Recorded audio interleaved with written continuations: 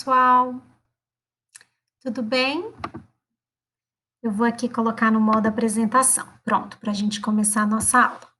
Então, a gente está na unidade 4, em que a gente vai falar da questão da jornada da linguagem na escrita, né? Então, nessa unidade 4, a gente vai tratar dos 5 princípios da escrita ficcional e também vamos tratar um pouquinho da estilística da língua portuguesa. Essa primeira parte, eu estou me baseando na escritora e professora de escrita criativa Noemi Jaffe. Ela tem um Instagram e tem também um site chamado A Escrevedeira. Eu vou colocar todas essas informações nas orientações da semana, tá bom? Então, ela tem um curso chamado Cinco Princípios da Ficção, e eu vou trazer um pouquinho, alguns slides, alguns estudos baseados nesse curso e dinâmicas também autorais do GCRIA, tá bom? Então, vamos lá. Hoje a gente vai falar do princípio 1. Para começar, todo mundo já sabe, a gente precisa do caderno e da caneta, né? Apostos. Então, vamos lá. O que eu vou passar agora para vocês, quais são os 5 princípios da escrita.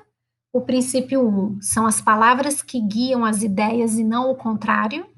Princípio 2, simplicidade e concisão. Princípio 3, intencionalidade e expressividade. Princípio 4, originalidade. E princípio 5, estranhamento. Hoje esse vídeo é só para o princípio 1, tá bom? Então vamos lá. A gente precisa, na verdade, qual é o princípio 1, né? As palavras que guiam as ideias e não as ideias que guiam as palavras. A gente precisa desmistificar algumas coisas para poder acessar e desenvolver esse princípio da escrita. Primeira desmistificação tem a ver com a inspiração, né? A inspiração, você não precisa da inspiração para escrever. Você precisa das palavras para escrever, né? São as palavras que guiam as ideias. Então, a inspiração é algo que surge quando você trabalha, né? É preciso ter disciplina, regularidade, e para isso eu me indico um texto maravilhoso da escritora Ana Vieira Pereira, chamado Para Escrever, Escrever, está no nosso blog, do site do GCRI, é o primeiro texto publicado no blog. Então, se vocês olharem todos os textos do blog, o primeiro é esse texto da Ana Vieira. E eu aconselho porque é isso, nesse texto a Ana Vieira, que é escritora e professora de escrita criativa e curativa, ela também fala sobre o fato de que para escrever, as ideias elas vão surgir com a escrita, é algum trabalho, é a partir da escrita que as ideias aparecem. Outra desmistificação, não importa sobre o que você está escrevendo, importa o como você está escrevendo, né? Então, o Manuel Bandeira tem uma frase que ele fala assim: a literatura está no amor e nos chinelos. Então, não é exatamente o tema, é o como você aborda aquele tema, né? E a última desmistificação é lidando com as palavras que a ideia vai se formando. Então, não adianta ficar preso ou presa ao planejamento. O planejamento é importante, mas ele é só uma etapa, né? Só uma parte do processo.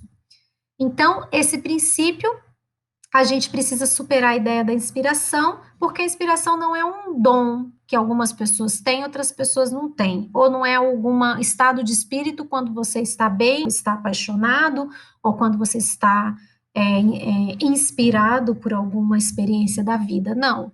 É algo que surge quando você trabalha. O Picasso, ele fala assim, se a inspiração, falava, né, se a inspiração quiser vir, ela que venha, pois ela vai encontrar a gente trabalhando. A Noemi Jaffe que traz essa fala do Picasso. Então, ao trabalhar, a gente aciona camadas mentais, a gente aciona sinapses no intelecto, a gente acessa sensações, sentimentos, intuições, e são essas camadas que vão entrando em combustão, e aí a ideia aparece. Então, é como se fosse um terreno. Se a gente vai plantar num terreno que a terra não está fertilizada, que não tem adubo, que não tem água, que não tem sol, não vai nascer a planta, né? A mesma coisa é o trabalho com as palavras. A gente tem que estar na escrita, escrevendo, reescrevendo, produzindo, na disciplina, na constância, no ritmo, na consistência. E aí sim, você tem um terreno fértil para aquelas ideias autorais, para sua autoria, e pouco a pouco sua voz na escrita ir aparecendo no seu texto, né? Os seus estilos que podem mudar, podem ser diferentes, né? Mas que você possa encontrar assim, esse texto tem a minha cara, esse texto é meu, né? Então é esse o caminho da autoria. Para escrever, você precisa escrever. Como tudo na vida, né? A escrita é uma arte também. Então, o que que uma pessoa que quer tocar violão faz? Ela treina todos os dias, né? O que que um escultor vai fazer? Ele vai treinar e vai fazer escultura todos os dias, ele vai fazer treinos. Um pintor, a mesma coisa. E um escritor vai escrever todos os dias, né? Uma escritora vai praticar, vai escrever. Aí vocês vão dizer assim: ah, mas eu não quero ser escritora. Não, eu não quero ser escritor, né? Eu quero ser revisor de texto. Eu sou especialista da linguagem, eu quero ser assim, um pesquisador, quero ser professor. Meu negócio é ser professora.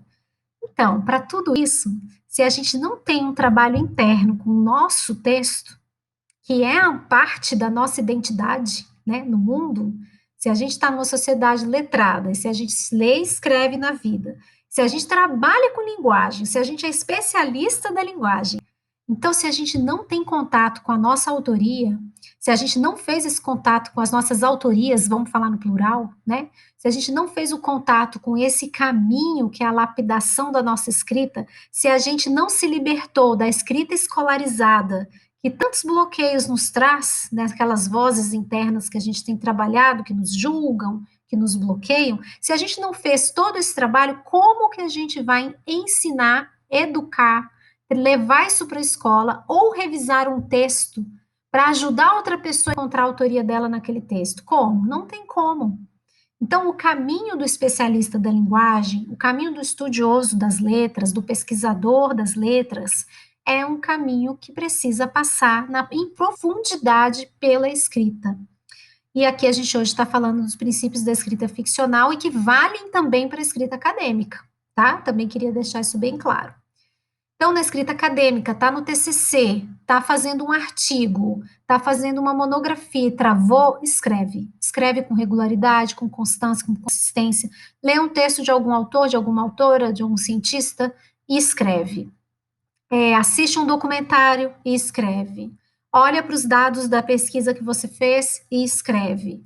Então, a regularidade, consistência e disciplina é o que vai fazendo com que a sua voz vai aparecendo naquele texto, tá bom?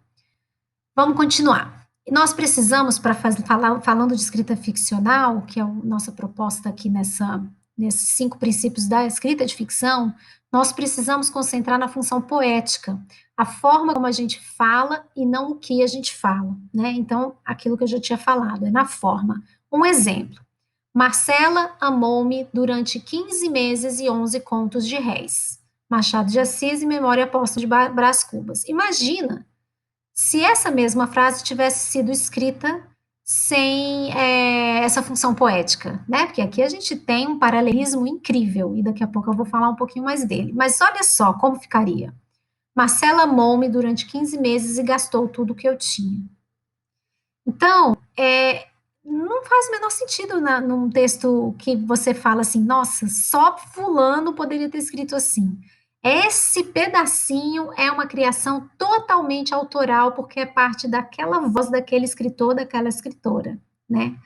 Então, a gente precisa ousar com as palavras, a gente precisa se entregar. É aí que a estilística vai entrar, sobretudo na reescrita.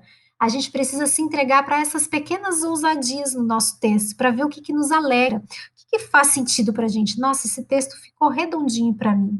Quando a gente chega nesse ponto de gostar, né, do amor ao texto, é um ponto muito bonito na caminhada da nossa autoria, né? A gente sente assim um regozijo com a nossa expressão, não só linguística, com a nossa expressão identitária, né?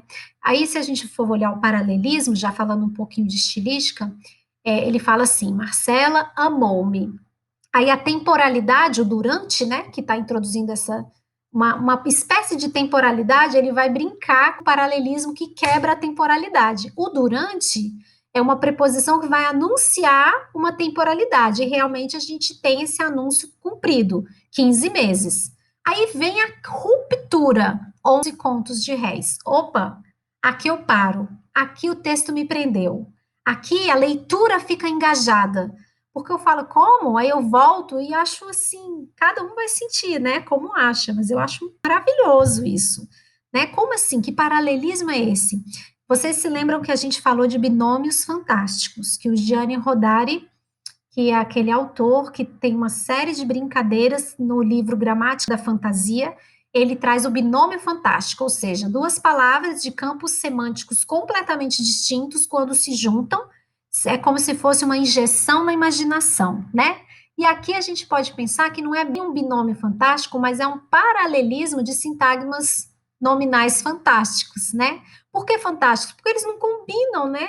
Tem uma temporalidade e depois tem como é que eu posso dizer, um objeto, né? Aqui ela é uma ruptura tão total que a gente fica até pensando, o que que é o 11 contos de réis? É outro período, gastou tudo que eu tinha, é outra ideia. Então, essa junção desse binômio fantástico nesse paralelismo faz com que esse trechinho seja completamente autoral, uma marca identitária daquele escritor específico, né? Então, eu queria só provocar vocês para ousar brincarem, né, principalmente na reescrita, com os binômios fantásticos, com as metáforas, com os paralelismos, porque quando a gente mergulha nas escolhas estísticas, a gente está fazendo escolhas individuais, escolhas autorais, né? Olha só esse trechinho do Alejandro Zambra na obra Bonsai. Na verdade, é o começo do livro. Olha só como ele começou. No final, ela morre e ele fica sozinho. Ainda que, na verdade, ele já tivesse ficado sozinho muitos anos antes da morte dela, de Emília. Digamos que ela se chama ou se chamava Emília, e ele se chama, se chamava e continua se chamando Júlio. Júlio e Emília. No final, Emília morre e Júlio não morre. O resto é literatura. Então, a gente falando sobre, não interessa o sobre, mas o como se fala, né? Então, a gente poder pensar nesse trecho totalmente enquadrante, totalmente chapado, uma linguagem bem linear, falando assim: essa história vai contar um romance entre Júlio e Emília, que depois da morte de Emília, Júlio fica sozinho. Não sei, pensem como seria uma forma bem padrão, bem quadrada de a gente trabalhar esse início, essa apresentação desse livro. E aqui, esse trechinho que é incrível, tem umas frases bem curtinhas, né? Por exemplo, Júlio e Emília, ponto. Tá só numa frase, né? E também essa inversão, né? A morte dela, de Emília, só falou o nome dela depois que falou da morte, né? São pequenas escolhas, né? Na verdade, são grandes escolhas estilísticas que vão mostrando para a gente essa autoria, né? E nos encanta, é encantador quando a gente vê um texto com autoria, né? Uma pessoa com autoria, com autorias. Eu gosto muito de falar plural também. Então, são as palavras que ampliam o espectro das ideias. A criação de personagens, as ambientações, as temporalidades. Como eu sei o que eu vou escrever? Às vezes eu não sei, é escrevendo. E aquela dinâmica de escrever sem parar por 7 minutos, ela é perfeita nesse princípio, né? Antes da gente falar um pouquinho da resistência das palavras, eu vou passar para um exercício. A gente tem dois exercícios muito bons, tá? Que são os exercícios de restrições.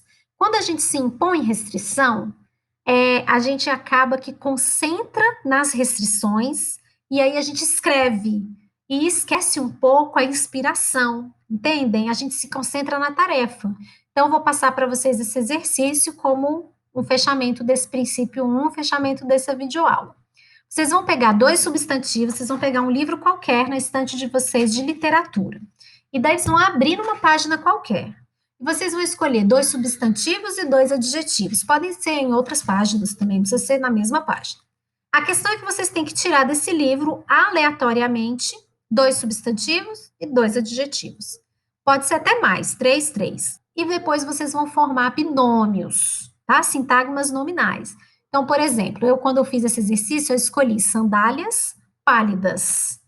Isso já começou a me dar, assim, um monte de ideias, né? Tentem fazer encaixes que sejam diferentes, criativos, ousados, para que vocês possam depois por exemplo, aqui tem um desculpa, eu dei um exemplo aqui, escândalo murcho, né? E aí você vai escrever 20 linhas sobre amor, usando esses 2 pares